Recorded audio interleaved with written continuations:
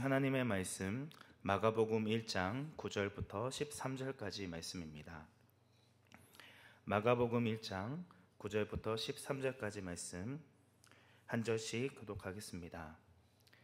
그때에 예수께서 갈릴리 나사렛으로부터 와서 요단강에서 요한에게 세례를 받으시고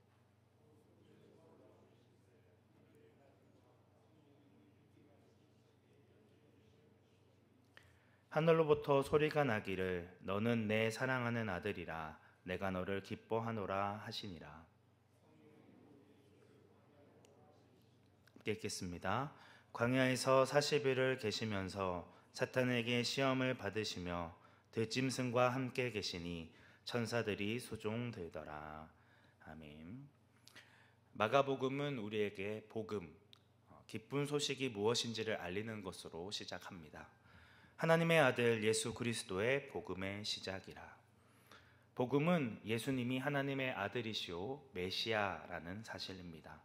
그가 우리를 다스리시고 통치하실 왕이시며 구원자라는 선언입니다. 여기서 사용되어진 이 복음이라는 헬라어는 유앙겔리온인데 로마 황제의 탄생이나 전쟁의 승리를 선포할 때와 같이 중요하고 기쁜 소식을 전할 때 사용되어진 단어입니다. 폭력과 억압의 상징이었던 로마 황제의 탄생과 전쟁에서의 승리의 소식이 복음이 될 수 없죠. 하나님의 아들이시며 우리의 왕이신 예수님이 우리를 모든 죄에서 구원하시고 하나님의 나라가 이 땅 가운데 임하였다는 소식이 진짜 기쁜 소식이며 복음입니다. 2절부터 8절까지의 말씀에서는 예수님이 등장하시기에 앞서 주의 길을 준비하는 세례 요한의 이야기가 등장합니다. 그는 광야에서 이스라엘 백성들에게 회개할 것을 선포하며 물로 세례를 베풉니다. 그리고 자신은 물로 세례를 베풀지만 내 뒤에 오시는 자는 성령으로 세례를 베풀 것이며 자신보다 능력이 많으신 분이라고 소개합니다. 그리고 이어지는 오늘 본문 말씀에서 그 주인공인 예수님이 등장합니다. 첫 등장부터 강한 인상을 주려면 뭔가 대단한 일을 행하셔야 할 것 같은데 하나님의 아들이신 예수님이 등장하자마자 하신 행동은 요단 강가에서 세례 요한에게 세례를 받는 일이었습니다. 세례는 죄인이 부정함을 씻고 정결케 되는 의식인데 예수님은 죄가 없으시기 때문에 세례를 받으실 필요가 없으셨습니다. 그럼에도 예수님은 세례를 받으셨습니다. 여기서 예수님이 세례를 받으시는 그 행위 자체가 중요한 것이 아니라 세례를 받으실 때 일어난 사건이 중요합니다. 예수님이 세례를 받으실 때 어떠한 일이 일어나게 됐나요? 우리 10절부터 11절까지 말씀 함께 합독하겠습니다. 곧 물에서 올라오실새 하늘이 갈라짐과 성령이 비둘기같이 자기에게 내려오심을 보시더니 하늘로부터 소리가 나기를 너는 내 사랑하는 아들이라 내가 너를 기뻐하노라 하시니라. 예수님께서 세례를 받으실 때에 세 가지의 사건이 동시에 일어납니다. 하늘이 열리고 성령이 비둘기같이 예수님 위에 내려오시고 하늘에서 들리는 소리가 있었습니다. 너는 내 사랑하는 아들이라 내가 너를 기뻐하노라. 누구의 음성입니까? 하나님의 음성입니다. 한 장소에 성부, 성자, 성령 하나님께서 모두 총출동하시는 매우 보기 드문 본문이라 할 수 있습니다. 하늘이 열렸다는 것은 하나님과의 소통이 시작되었다는 의미입니다. 말라기서 이후로 400년 동안이나 아무런 말씀을 주시지 않았던 암흑기가 끝나고 이제 예수님을 통해 하나님과 소통할 수 있는 길이 열리게 되었다는 것을 의미합니다. 또한 너는 내 사랑하는 아들이라 내가 너를 기뻐하노라는 하나님의 말씀은 예수님께서 진정한 하나님의 아들이시며 예수님께서 행하실 사역이 하나님을 기쁘시게 하는 사역이 될 것임을 강조하고 있습니다. 하나님께서 친히 예수님이 자신의 아들이라는 것을 확증해 보여주신 것이죠. 또한 성령 하나님이 하늘로부터 내려오셔서 언제나 예수님과 동행하며 예수님을 돕는 역할을 하실 것임을 암시하고 있습니다. 성자 하나님의 사역에 대한 성부 하나님과 성령 하나님의 지지가 있었다는 것이죠. 복음은 하나님께서 창세 전부터 계획하시고 때가 되매 예수 그리스도께서 나타내신 것입니다. 복음은 사람의 뜻대로 되어진 것이 아니라 삼위 하나님의 온전하신 뜻, 그 기뻐하시는 뜻대로 이루어지고 있다는 사실을 보여주고 있는 것이죠. 이제 예수님은 하나님의 사랑하는 아들로서 공식적인 사역을 시작할 모든 준비를 마치게 되었습니다.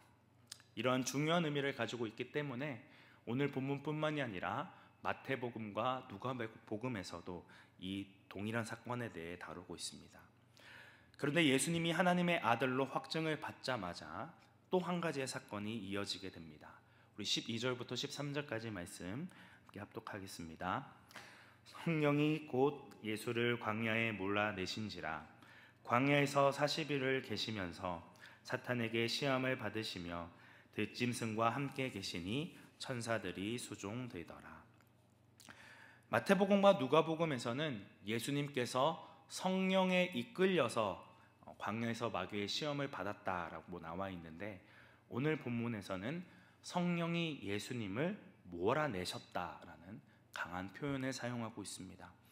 여기서 사용되어진 헬라어 단어는 거칠고 강압적으로 몰아간다라는 의미를 가지고 있습니다.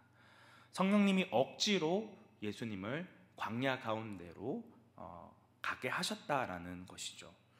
이는 10절 말씀에 비둘기같이 예수님께 내려오는 모습과는 정반대의 이미지라고 할 수 있습니다. 하나님의 사랑을 받는 아들이라는 확증이 있자마자 전적으로 하나님만을 의지해야만 살 수 있는 광야라는 척박하고 또 힘든 상황 가운데로 예수님을 몰아가셨다는 것입니다. 우리의 인생 가운데서도 때로는 성령님께서 우리를 거칠게 몰아가시는 듯한 때가 있다는 것을 보여주고 있습니다. 하나님의 자녀가 되었다고 해서 기쁘고 좋은 일만 있는 것이 아니라 하나님의 자녀로서 정말 하나님을 신뢰하고 의지하고 있는지를 확인하는 시험이 있을 수 있다는 것이죠. 마가복음은 마태복음과 누가복음과는 달리 사탄이 예수님에게 어떠한 시험을 하셨는지, 그리고 어떻게 이러한 시험에서 이겨내게 되었는지에 대해 자세하게 다루지 않고 그저 시험이 있었다라는 부분만 언급하고 있습니다. 여기서 마가가 강조하고 싶은 것은 예수님께서 머무르셨던 40일간의 광야 기간 동안 지속적인 영적인 전투가 있었다는 것을 강조하고 있습니다. 하지만 예수님께서는 이러한 사탄의 지속적인 시험과 공격에도 흔들리지 않으셨습니다. 어떻게 그러실 수 있었을까요? 들짐승으로 가득한 극한의 광야의 상황 가운데서도 예수님을 도와 수종드는 천사들이 있었기 때문에, 곧 성령 하나님께서 예수님을 도우셨기 때문에 사탄의 시험에 넘어가지 않을 수 있었던 것입니다. 성령께서는 예수님을 극한의 상황 가운데 몰아붙이시지만 결국 그 몰아붙임은 예수님을 죽이고 해하기 위한 목적이 아닌 더욱 하나님을 의지하고 하나님의 자녀로 세우기 위한 인도하심이라는 것을 보여주고 있습니다. 우리에게 행하는 것 역시 마찬가지라고 하는 것이죠. 때로 우리에게 주어지는 상황과 환경이 우리를 절벽 끝으로 몰아가는 듯한 일이 있지만 그것은 우리를 죽이기 위해서, 우리를 해하기 위함이 아니라 더 주님을 의지하고 주님을 붙들게 하기 위한 하나님의 인도하심이라고 하는 것입니다. 그래서 우리는 이런 절체절명의 위기의 상황 가운데 처할 때에 언제나 성령의 도우심을 구해야 합니다. 성령의 도우심으로 이 힘들고 어려운 환난과 고난을 이겨낼 수 있는 힘과 능력을 달라고 간구하고 기도해야 한다는 것이죠. 마귀가 하나님의 독생하신 아들이신 예수님조차 시험하고 유혹하는 영적인 전쟁 가운데 있게 하셨다면 하물며 우리에게는 얼마나 많은 시험과 유혹이 있겠습니까?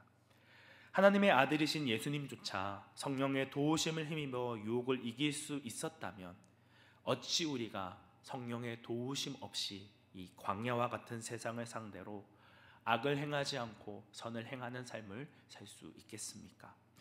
고린도전서 10장 13절 말씀은 사람이 감당할 시험 밖에는 너희가 당한 것이 없나니 라고 말씀하고 있습니다. 모든 사람이 다 당하는 유혹 말고 특별한 시험을 당하지 않는다는 것입니다. 우리는 연약하여서 때때로 실족하고 낙담할 수 있지만 하늘에 계신 하나님께서 우리가 감당할 수 없는 시험에 빠져들지 않도록 지켜주시고 붙드시고 함께하여 주신다라고 하는 것입니다. 예수님이 사랑하는 하나님의 아들이기 때문에 이런 광야 가운데서 유혹과 실패를 넘어서는 그런 시험을 받으셔야 했습니다. 우리도 마찬가지입니다. 우리에게도 이러한 시험과 그런 환난이 있다라고 하는 것이죠. 그럼에도 불구하고 이 힘들고 어려운 길을 걸어갈 수 있는 이유는 하나님께서 우리를 변함없이 사랑하시고 함께 하신다는 것입니다. 하나님께서 예수님에게 너는 내 사랑하는 아들이다, 내가 너를 기뻐하노라 말씀하신 그 말씀이 오늘 우리에게도 동일하게 주어지는 줄 믿습니다. 예수님과 같이 하나님의 뜻을 구하고 성령의 도우심을 구하며 하나님의 말씀에 순종하고자 하는 마음으로 기도할 때에 하나님께서는 그 사랑하는 자녀인 우리의 기도를 응답하여 주시고 하나님의 자녀로 살아갈 수 있는, 그 하나님만을 전적으로 의지하고 붙들 수 있는 힘과 능력을 허락해 주실 것입니다. 하나님께서는 그의 사랑하는 자녀들을 지키시고 보호하시는 분이십니다. 때로는 포기하고 싶을 때가 있을지라도 주님께서 신실하게 우리를 붙들고 함께 하신다는 사실을 기억하며 늘 믿음의 싸움을 싸워 가시는, 영적인 전쟁 가운데 승리하시는 온사랑교회 성도님들이 되시기를 축복합니다. 오늘날은 그 어느 때보다도 깨어 기도해야 할 때인 줄 믿습니다. 하나님의 말씀을 알면서도 그 뜻대로 살아가지 못하는 우리의 연약함과 우리의 믿음 없음이 있습니다. 하지만 그렇기 때문에 더 움츠러들고 좌절하는 것이 아니라 더욱 성령의 도우심을 구하며 주님을 붙들며 겸손히 주님 앞에 우리의 문제를 내어 맡기고 주님 앞에 가까이 서는 온사랑교회 성도님들이 되시기를 주님의 이름으로 축복합니다. 함께 기도하겠습니다. 은혜가 충만하신 하나님 아버지, 예수님께서 그 광야의 시험 가운데서도 성령 하나님을 의지하며 주님 앞에 이 유혹을 이겨낼 수 있었던 것처럼 우리 역시도 성령의 도우심 없이는, 성령의 인도하심 없이는 이 광야와 같은 세상을 이길 수 있는 힘과 능력이 없음을 고백합니다. 그러기에 더욱 겸손히 주님의 은혜를 구하며 주님 앞에 나아갑니다. 연약한 우리를 붙들어 주시고 우리를 끊임없이 넘어뜨리려 하는 악한 사탄에게서 지켜 보호하여 주옵소서. 악한 세상 가운데 믿음을 잃지 않고 주님의 백성으로, 주님의 사랑받는 자녀로 세워질 수 있도록 오늘 하루의 삶도 인도하여 주시고 함께하여 주옵소서. 우리의 유일한 구원자 되시는 예수님의 이름으로 기도드립니다. 아멘.